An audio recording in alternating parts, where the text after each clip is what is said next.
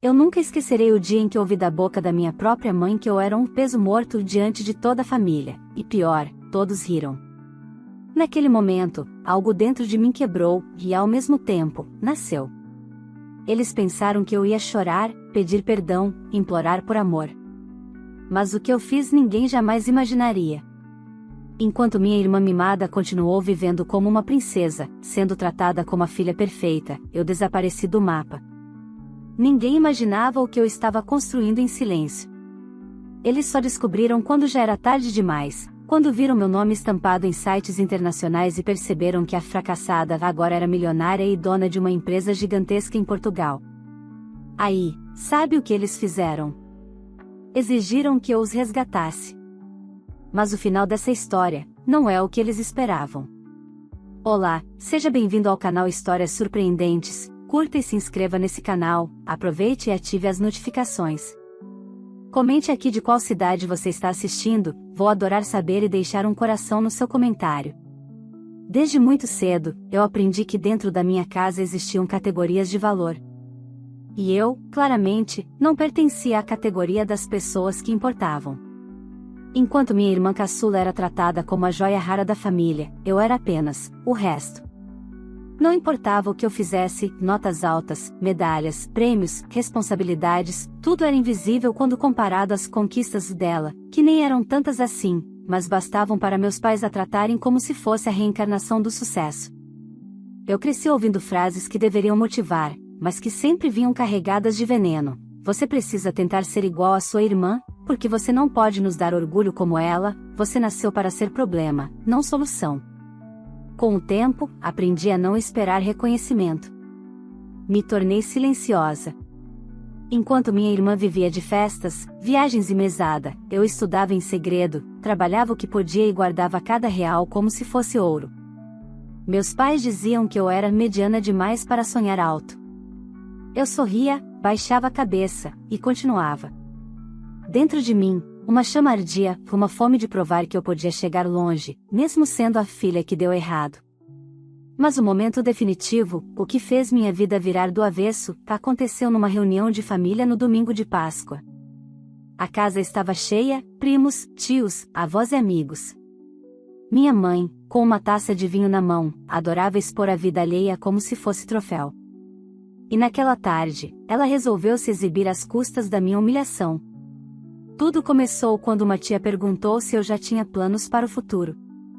Eu respirei fundo e contei, com cuidado, que estava estudando logística e comércio exterior, que tinha conseguido um estágio na área, e que estava planejando abrir uma pequena empresa quando fosse possível. Antes mesmo de terminar, minha mãe soltou uma gargalhada que cortou o ambiente inteiro. Empresa? Pelo amor de Deus, né? Essa menina é um peso morto, vive de tentativa e erro. Ela nunca vai dar em nada, disse, autossuficiente para todos ouvirem. As risadas vieram rápido, primeiro as delas, depois as dos convidados. Meu pai concordou com a cabeça, como se confirmasse uma grande verdade revelada. Minha irmã gargalhou tão alto que lágrimas escorreram. Eu senti meu rosto queimar, minhas mãos tremerem, e um silêncio interno tomou conta de mim. Naquele instante, percebi que eu nunca seria valorizada ali. Nunca. Foi naquele mesmo dia que algo em mim morreu e outra coisa nasceu. Não discuti, não gritei, não chorei. Apenas ajudei a recolher os pratos, agradeci pela tarde e voltei para o meu quarto com um sorriso que ninguém entendeu. Naquela noite, comecei a organizar minha saída, não apenas daquela casa, mas do país inteiro. Meus pais achavam que eu passava tempo demais no computador, mal sabiam que eu estava montando um plano de negócios, buscando oportunidades no exterior e preparando minha mudança para Portugal em silêncio absoluto. 2 meses depois, quando completei 23 anos, coloquei minha mochila nas costas e simplesmente fui. Não deixei carta, não mandei mensagem, não dei explicação. Eu não devia nada àquelas pessoas que sempre me lembraram que eu era menos. A única coisa que deixei para trás foi uma frase no espelho do meu quarto, escrita com batom: peso morto não carrega ninguém, mas quando para de carregar, voa. Eles acreditaram que eu estava indo para um intercâmbio curto, talvez uma tentativa frustrada que terminaria com meu retorno derrotado. mal sabiam que eu já tinha conseguido meu primeiro emprego em Lisboa e que aquela era apenas a primeira peça de uma engrenagem muito maior. Eu estava indo construir a vida que eles juravam que eu nunca seria capaz de ter, uma vida que não incluiria nenhum deles. Eu entrei no avião como a filha rejeitada e invisível. Mas jurei a mim mesma que, quando descesse dele, seria outra pessoa. Não mais o problema da família. Não mais a que envergonha. Eu seria o que sempre tive potencial para ser, mesmo que ninguém tivesse notado.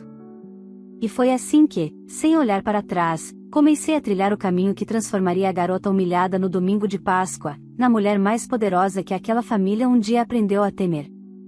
Quando o avião pousou em Lisboa, senti algo que nunca havia experimentado: leveza. Não porque a mudança seria fácil, mas porque, pela primeira vez, eu estava no controle da minha própria história.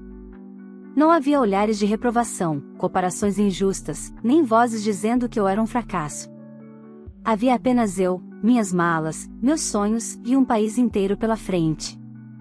Os primeiros meses foram sofridos, mas libertadores. Trabalhei como atendente em uma pequena transportadora perto da Praça do Comércio e dividia um quarto com mais 2 brasileiras em um apartamento antigo com paredes finas e janelas que batiam com o vento. Não era glamouroso, mas era meu. Sem críticas, sem cobranças, sem comparação com a minha irmã. Meus pais acreditavam que eu estava perdida pelo mundo, que era questão de tempo até eu voltar arrependida. Só que cada noite de trabalho, cada hora extra, cada centavo economizado me lembrava de que eu estava exatamente onde precisava estar. Eu ouvia meus colegas comentarem sobre o mercado europeu de logística, sobre oportunidades de expansão na área de e-commerce, sobre empresas portuguesas com dificuldade para suprir a demanda crescente. Eu prestava atenção em tudo e estudava. Fazia cursos gratuitos online, lia até de madrugada, aprendia a legislação de importação e exportação e observava tudo com olhar clínico. Enquanto isso, meus pais publicavam fotos da minha irmã em restaurantes caros no Brasil, viagens pagas com o cartão deles, elogios intermináveis sobre como ela era o orgulho da família. Eu via tudo em silêncio. E estudava mais. Um dia, o dono da transportadora, seu Gonçalo, me chamou na sala dele. Pensei que seria um aviso ou uma bronca. Em vez disso, ele perguntou: "Tu tens alguma ambição além de trabalhar no balcão?" Respondi com sinceridade: "Quero aprender. Quero crescer. Só preciso de oportunidade." Ele sorriu, talvez vendo em mim aquilo que minha família nunca viu. A oportunidade nasce quando alguém está disposto a assumir responsabilidade. Acha que consegues? Concordei.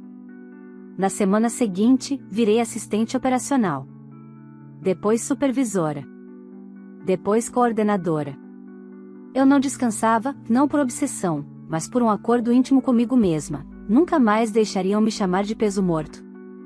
3 anos depois da minha chegada a Portugal, mesmo jovem, eu já era conhecida no setor. Empresas começaram a pedir consultoria informal, e eu percebi que estava pronta para criar algo grande, já algo meu. Foi então que uma oportunidade inesperada surgiu: a transportadora na qual eu trabalhava entrou em crise financeira. Em vez de pânico, eu enxerguei possibilidade. Enquanto todos falavam em falência, eu vi potencial. Passei noites estudando relatórios, custos, rotas, integração tecnológica, fluxo de mercadorias. E então apresentei uma proposta: comprar a empresa, aproveitar a estrutura existente e modernizar tudo com processos automatizados. Seu Gonçalo me olhou como se eu fosse louca. "E vais comprar com que dinheiro, minha querida?" Foi quando eu revelei o que ninguém imaginava: eu vinha investindo em silêncio desde os meus 18 anos, fundos, ações, criptomoedas, economias de todos os estágios e freelas. Não era uma fortuna, mas era o suficiente para dar o primeiro passo. E eu tinha algo mais valioso do que dinheiro: conhecimento, visão e uma vontade feroz de dar certo. A transação levou meses, mas se concretizou. A empresa passou a se chamar Atlas Logística Internacional, um nome que eu escolhi não por acaso. Eu havia carregado o mundo nas costas durante anos sem reconhecimento. Agora eu carregava apenas o meu próprio destino. No início, éramos só 8 funcionários. 6 meses depois, éramos 23. Um ano depois, 70. A Atlas se tornou referência na integração logística entre Europa e América do Sul. Negociamos contratos com gigantes do e-commerce, implementamos tecnologia avançada para rastreamento de cargas, abrimos centros de distribuição em Lisboa, Porto e Castela. A expansão era inevitável. E eu, a filha esquecida, a vergonha da família, era o nome por trás de tudo. Mas foi no mesmo ritmo que o sucesso crescia que o silêncio do meu passado começou a tremer. Um vídeo meu em uma palestra sobre logística viralizou, e a legenda exibia claramente meu nome e o logo da Atlas. Em questão de horas, centenas de pessoas compartilharam.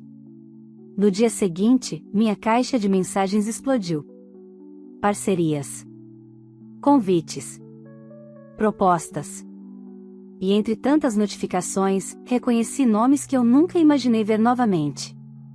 Minutos depois, chegou uma mensagem direta no meu Instagram: "Mãe, não acredito que é você nesse vídeo. Estamos chocados. Você está rica? Precisamos conversar urgentemente." Eu fiquei olhando para aquela mensagem por longos segundos, sentindo o passado se aproximar como uma sombra tentando invadir a porta da minha vida nova. Eles finalmente tinham percebido, mas estavam prestes a descobrir algo ainda mais importante: não era mais possível voltar. Fiquei mais de 15 minutos olhando para aquela mensagem da minha mãe, como se as palavras fossem algum tipo de portal de volta ao inferno emocional que eu havia deixado para trás. Estamos chocados. Você está rica? Precisamos conversar urgentemente. Não havia parabéns. Não havia orgulho. Não havia reconhecimento pelo esforço, pelo estudo, pela luta. Havia apenas interesse, exatamente como eu sempre soube que haveria. Não respondi. Apenas silenciei as notificações e voltei para a rotina. Conferi os relatórios de operação do novo centro logístico em Valência, revisei projeções de demanda e participei de uma call com uma gigante internacional de e-commerce. Meu império continuava crescendo independentemente da súbita curiosidade da minha família biológica. Mas ignorá-los foi como cutucar um vespeiro. No dia seguinte, meu pai mandou mensagem: "Filha, você precisa ajudar a família. Somos seus pais." Depois, a minha irmã: "Agora que você está bem, chegou a hora de retribuir. Normal. Nos leve para Portugal." Retribuir, eu quase ri. Retribuir o quê? A humilhação? O descaso? O rótulo de fracasso? As mensagens continuaram, todas com a mesma linha de raciocínio: eu devia algo a eles.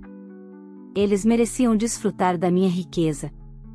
A frase que mais me marcou veio da minha mãe no terceiro dia: "Sua vida sempre foi responsabilidade nossa. Agora é nossa vez de você cuidar da gente." Eu comecei a perceber o desespero nas palavras. Eles não queriam contato afetivo, queriam dinheiro, conforto e vantagem. Eu respondi apenas uma vez, com frieza cirúrgica: "Desejo que estejam bem. Não tenho nada a oferecer." 5 minutos depois, o telefone tocou. Era uma videochamada da minha irmã. Recusei. Depois outra, e outra.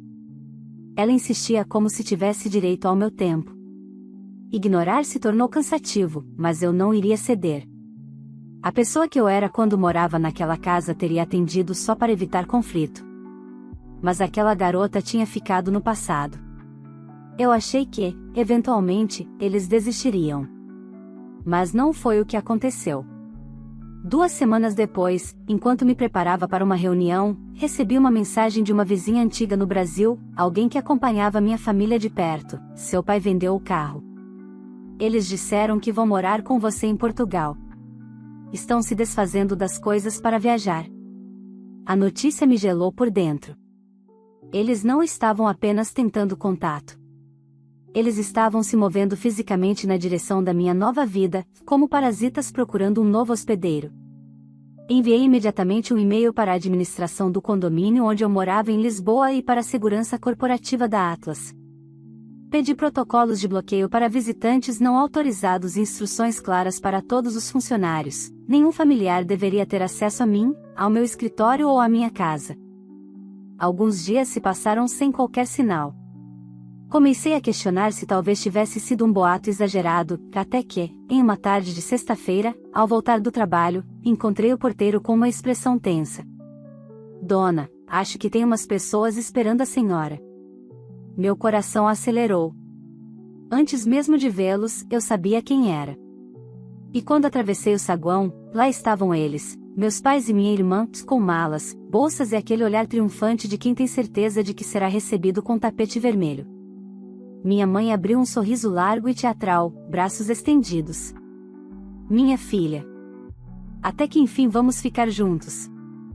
Meu pai completou com falsa ternura, sabíamos que você ficaria feliz ao nos ver. E minha irmã, com deboche, finalmente você tem algo útil para oferecer. Eles realmente acreditavam que bastava aparecer para que eu me curvasse. Eu parei a 3 metros de distância. Não abracei, não sorri, não dramatizei. Apenas respirei fundo e falei, vocês não são bem-vindos aqui. O sorriso da minha mãe se desfez na hora. Como assim? Somos sua família. Família não destrói a autoestima. Não ridiculariza sonhos. Não chama a própria filha de peso morto diante de convidados. Minha irmã revirou os olhos. Você ainda está com drama por causa daquela brincadeira? Nossa, supera. Aquela frase foi a prova final de que eu não estava diante de pessoas arrependidas. Estava diante de pessoas ofendidas porque eu tive sucesso sem elas. Vocês precisam ir, repeti. Minha mãe avançou um passo. Você é ingrata. Depois de tudo que fizemos por você. A risada que saiu de mim foi silenciosa, mas profunda. Vocês nunca fizeram nada por mim além de me ensinar exatamente o tipo de pessoa que eu nunca quero ser. Eu fiz um gesto para o segurança. Em segundos, minha família inteira estava sendo acompanhada para fora do prédio, confusa, furiosa, chocada com o fato de que o controle que exerceram sobre minha vida inteira tinha acabado. Enquanto as portas se fechavam atrás deles, minha irmã gritou, você vai se arrepender. Cedo ou tarde, vai se arrepender. Eu não respondi. Porque dentro de mim eu já sabia a verdade, o arrependimento nunca seria meu. Eles achavam que tinham viajado para me reencontrar. Mas, na verdade, tinham viajado para finalmente perder o controle sobre mim. Depois daquele dia no saguão, eu realmente acreditei que eles voltariam ao Brasil. Achei que a humilhação seria suficiente para fazê-los desistirem da ideia absurda de viver às minhas custas. Mas subestimei o desespero de quem nunca aprendeu a lidar com limites. 3 dias depois, na manhã de terça-feira, minha equipe jurídica me chamou para uma reunião urgente. Eles tinham recebido uma notificação de um advogado brasileiro representando meus pais. O documento afirmava que eu teria a obrigação de prestar assistência financeira aos genitores, que dedicaram a vida para criá-la e, portanto, têm direito de usufruir dos frutos de sua prosperidade. Eles queriam que a justiça portuguesa determinasse que eu fosse forçada a sustentá-los. O velho manual da família, se conversa não funciona, tentam intimidação. Eu li o documento inteiro, página por página, e senti algo curioso. Não raiva. Não tristeza. Mas uma clareza absoluta, eles realmente acreditavam que eu existia para servi-los. A história da minha vida inteira estava ali, resumida em forma jurídica, que eu nunca fui vista como pessoa. Sempre fui tratada como um recurso. Minha advogada, Ana Luísa, olhou para mim com paciência e profissionalismo. Quer avançar com uma contestação? Eu segurei o riso. Quero avançar com tudo. Chega de fugir. Nos dias que se seguiram, enquanto meus pais e minha irmã continuavam hospedados em um hostel barato em Lisboa, acreditando que, no fim, eu cederia, minha contestação foi protocolada. Ana Luísa não poupou palavras, eu não tinha obrigação financeira porque era adulta, independente e não existia abandono ou vulnerabilidade comprovada. Eles não estavam buscando apoio emocional, mas vantagem econômica. Havia registro de agressões psicológicas e humilhações ao longo da vida. Havia fuga de conflitos, exploração emocional e tentativa clara de extorsão. A audiência preliminar foi marcada para 2 semanas depois. Eu não queria ver meus pais, e não vi. Mas minha irmã, previsivelmente incapaz de se controlar, começou uma campanha suja nas redes sociais. Postou prints de infância, fotos minhas adolescente, e textos melodramáticos dizendo que eu era egoísta, ingrata e até doente. Dizia que eu os tinha abandonado. O que ela não esperava era que as pessoas não acreditassem nela. Enquanto ela me pintava como vilã, meu vídeo sobre empreendedorismo continuava circulando. Em entrevistas que eu já havia gravado antes desse caos, eu falava de superação, independência emocional, trabalho duro. Meu rosto e minha história estavam em toda parte. Era impossível encaixar um monstro ingrato com uma empresária bem-sucedida que começou do zero. E foi piorando para eles quando mais pessoas começaram a expor fatos. Conhecidos da família, vizinhos do Brasil e até professores comentaram em posts que sempre viram a forma como eu era tratada, e que, na verdade, se surpreendiam que eu ainda tivesse tentado manter contato por tanto tempo. Pela primeira vez na vida, a narrativa não estava nas mãos deles. E isso foi o início da queda. Na audiência preliminar, meus pais e minha irmã vieram vestidos como se estivessem indo a um velório, o deles. Sentaram do outro lado da sala, com olhares de falsa fragilidade, esperando que o teatro emocionado convencesse o juiz. Minha mãe começou com lágrimas forçadas. Sua Excelência, nós só queremos recuperar nossa família. Amamos nossa filha. Estamos desesperados para ajudá-la. Eu mantive o silêncio. Observava. Apenas isso. O juiz perguntou: estão em risco social? Sem renda? Sem moradia? Meu pai vacilou. Vendemos nosso carro para vir, porque achamos que ela nos deixaria viver com ela. O juiz ergueu a sobrancelha. Por que acharam isso? Minha irmã respondeu antes de qualquer um: ora, ela ficou rica. É obrigação dela. O silêncio que se seguiu foi tão pesado que eu quase tive pena. Quase. Então foi minha vez de falar. Não ataquei. Não gritei. Não chorei. Só relatei os fatos. Fui humilhada pela minha família por anos. Eles nunca acreditaram em mim, sempre me diminuíram. A última vez que nos vimos, minha mãe me chamou de peso morto diante de dezenas de parentes. Hoje, só querem acesso à minha vida porque tive sucesso. Não existe afeto, existe interesse. O juiz não precisou de muito tempo para decidir. Não há fundamento legal para obrigar a reassustentar os requerentes. E, dada a conduta invasiva e oportunista, a aproximação forçada não será incentivada pelo Estado. Processo encerrado. Enquanto saíamos da sala, minha mãe tentou me alcançar, sibilando entre dentes: o mundo dá voltas. Você vai precisar da gente um dia. Eu olhei para ela com uma tranquilidade que só quem renasceu conhece. As voltas do mundo finalmente trouxeram justiça. Eu virei as costas e deixei a sala. E naquele instante, entendi que o laço estava encerrado, não porque eles quebraram, mas porque eu finalmente soltei. Mas a história não parou ali. Eles não desistiriam tão rápido, e eu tinha a sensação de que a queda deles estava só começando.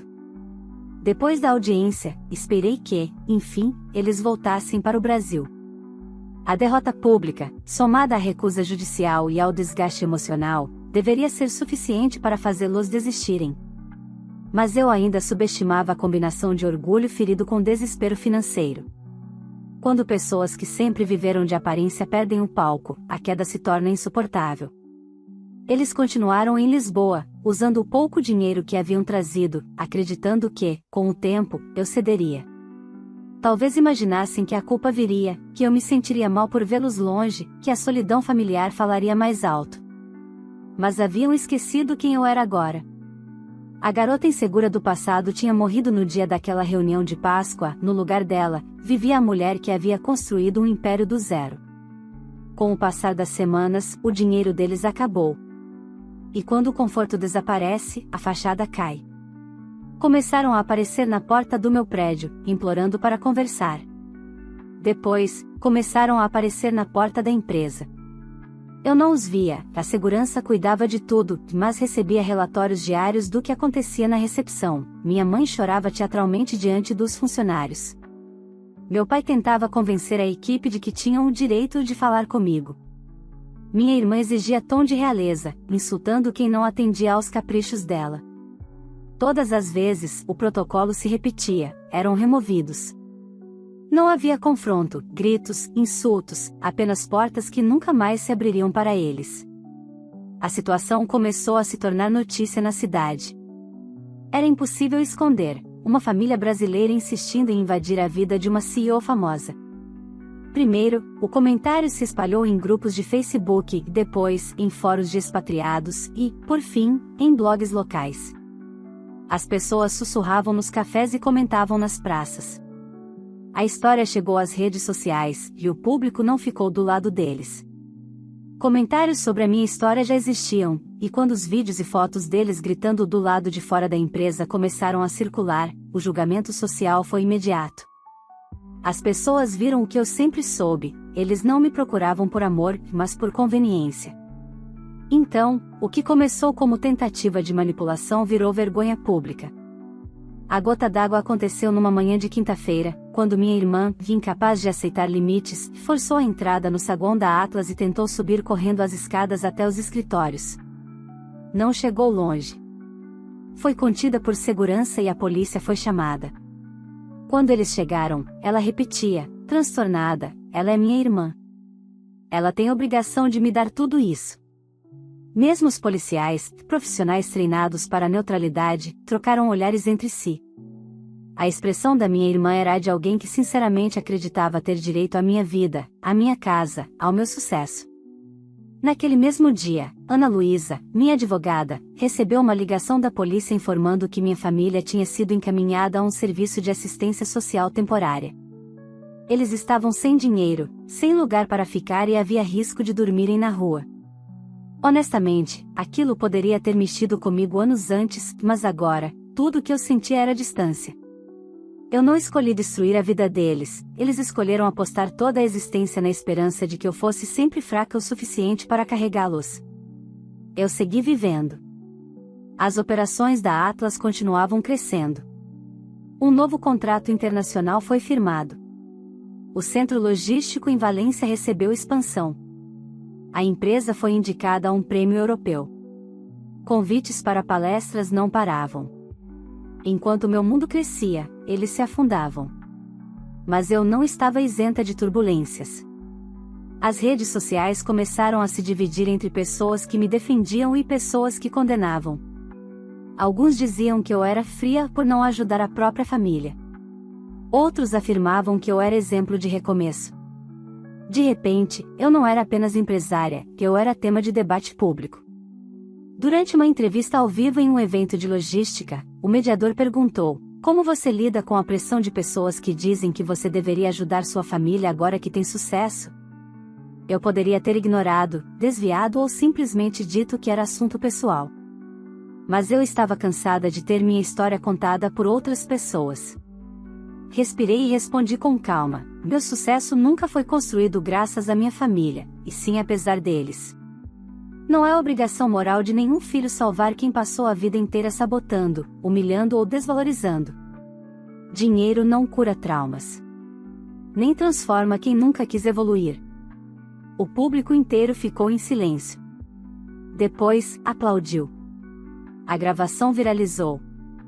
Nesse ponto, a queda da minha família foi completa, financeira, social e emocional. A arrogância deles os impedia de voltar para o Brasil derrotados, mas a realidade deles em Portugal era insustentável. O sonho de viver como milionários às minhas custas virou um pesadelo de sobrevivência longe do conforto que sempre tiveram. E ironicamente, quanto mais eles tentavam se aproximar de mim, mais ficavam para trás. Quanto mais eu crescia, mais eles desmoronavam. Mas o capítulo mais decisivo da minha história ainda estava por vir, porque, às vezes, o destino faz questão de encerrar ciclos cara a cara, mesmo quando a pessoa já aprendeu a viver sem eles. E eu estava prestes a enfrentar exatamente isso. A vida seguiu seu curso, como sempre faz. Meus pais e minha irmã desapareceram da minha rotina, não porque eu os bloqueei, mas porque finalmente aceitaram que eu não era mais uma ponte disponível para atravessar crises. O silêncio depois de tantos meses de invasões parecia um presente, e pela primeira vez desde que eu saí do Brasil, senti paz completa. a Atlas vivia seu auge. Fomos premiados como a empresa de logística mais inovadora da Europa. Um artigo da Bloomberg nos descreveu como o novo modelo de expansão inteligente. Eu havia sido convidada para assumir uma cadeira em um conselho global. Tudo aquilo era grande, mas ainda assim, o maior triunfo para mim sempre seria interno. Eu me tornei tudo aquilo que me disseram que eu nunca seria. 2 meses depois do início do silêncio, recebi uma ligação inesperada da assistente social portuguesa que havia atendido minha família. Pensei em ignorar, mas atendi. Talvez por costume de agora escolher com racionalidade, e não por impulso emocional. Eles voltaram ao Brasil, ela disse. Viajaram sem recursos, mas foram ajudados pela assistência social. Só estamos ligando porque, antes do embarque, sua mãe pediu que deixássemos um recado. Eu fechei os olhos, respirando lentamente. A assistente continuou, ela pediu que avisássemos que um dia você ainda iria sentir falta deles. E que eles estariam de braços abertos quando você precisasse. Eu agradeci pela informação. Nada mais. Não perguntei sobre o estado deles, não desejei boa sorte, não chorei. A ligação terminou ali, e em poucos segundos, senti a confirmação de algo que eu já sabia: eu não devia mais nada àquela história. Não havia dívida emocional, financeira nem moral. A parte deles na minha vida tinha acabado, e eu estava inteira. Com o passar do tempo, algumas pessoas tentaram me convencer a reatar, colegas, jornalistas, até conhecidos do Brasil. Sempre com as mesmas frases vazias: mas é família. Sangue é sangue. Eles erraram, mas te deram a vida. E todas as vezes, respondi com a mesma serenidade: a vida que eu tenho hoje, eu construí sozinha. Alguns entendiam. Outros não. Mas não importava, porque eu finalmente entendia. No ano seguinte, fui convidada para palestrar em um grande evento em Dubai. Era a maior plateia da minha carreira, 5.000 pessoas, dezenas de países representados, transmissão ao vivo internacional. Momentos antes de entrar no palco, senti um frio que não era medo, era consciência da jornada. De onde eu comecei, de onde eu estava. Quando o apresentador me chamou, os telões exibiram imagens da Atlas, dos centros logísticos, das operações internacionais. Meu nome ecoou pelo auditório. Eu respirei fundo, caminhei até o centro do palco e fiquei diante do público. Falei sobre empreendedorismo, disciplina, estratégia, mas, no final, deixei de lado o script. Para muitos aqui, o que eu vou dizer pode parecer forte, mas é verdadeiro. Minha voz soou firme. Nem sempre o que chamam de família é lar. Nem sempre o ambiente em que nascemos é o lugar onde florescemos. Às vezes, a maior prova de amor próprio é sair. Às vezes, a maior coragem é construir a própria vida em outro lugar. E às vezes, a maior vitória é nunca mais voltar. O silêncio que se seguiu não foi de surpresa, mas de identificação. Eu vi isso nos olhos das pessoas. Minutos depois, todos estavam de pé, aplaudindo. Não pelo império que eu construí, mas pela liberdade que eu alcancei. Quando voltei para Lisboa, encontrei um envelope na correspondência do condomínio. Veio do Brasil, sem remetente. Por um segundo, pensei em jogar fora sem abrir. Mas decidi abrir, não por curiosidade sobre eles, mas para encerrar qualquer brecha que pudesse existir dentro de mim. Não havia carta, nem pedido de desculpas, nem mensagem sentimental. Apenas uma foto da nossa antiga casa no Brasil, vazia, com uma faixa pendurada no portão: vende-se. Deixei a fotografia sobre a mesa. Não senti pena, nem saudosismo, nem rancor. Senti nada. O passado já não tinha poder sobre mim. Naquela noite, do terraço, observei Lisboa iluminada, movimentada, viva, a cidade que me recebeu quando eu não era ninguém e que agora testemunhava cada passo da minha grandeza. O vento tocava meu rosto como quem diz: você chegou onde sempre pertenceu. Pensei em todas as versões de mim: a filha humilhada, a jovem desacreditada, a mulher quebrada, a profissional brilhante, a líder respeitada. E entendi algo profundo: eu não fui rejeitada pela família. Eu fui escolhida pela vida para algo maior. Eu não perdi pais e irmã. Eu me libertei deles. Algumas histórias terminam com abraços, reconciliações e perdões. A minha terminou com liberdade, e isso sempre foi tudo o que eu precisava. Enquanto as luzes da cidade piscavam, sussurrei para mim mesma: não sou peso morto. Nunca fui. Eu só estava carregando quem nunca deveria ter vindo comigo. E pela primeira vez, naquela noite, eu dormi em paz. Se você chegou até aqui, é porque essa história mexeu com você de alguma forma, e eu quero saber a sua opinião. Você acha que a filha fez certo em romper com os pais e com a irmã mimada depois de tudo que ela passou? Ou você teria agido diferente no lugar dela? Conta nos comentários, eu leio todos. E aproveita também para me dizer de qual cidade você está assistindo esse vídeo, porque eu adoro saber até onde nossas histórias estão chegando, e vou deixar um coração no seu comentário com todo carinho. Antes de ir embora, não esqueça de curtir o vídeo, porque isso ajuda a história a chegar a mais pessoas, se inscrever no canal, se ainda não for inscrito, ativar o sininho para receber as próximas histórias, compartilhar esse vídeo com alguém que precisa ouvir essa mensagem de força, superação e amor próprio. Aqui, toda semana tem histórias fortes, emocionantes e envolventes, e você faz parte disso. Obrigada por assistir, e até a próxima história.